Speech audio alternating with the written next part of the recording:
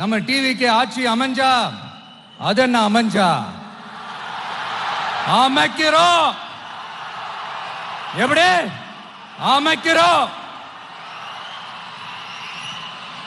நம்ம டிவிக்கு ஆட்சி அமைஞ்ச உடனே பெண்கள், இளைஞர்கள் எல்லாருமே நல்லா இருப்போம், நல்லா இருப்போம், நல்லா இருப்போம்.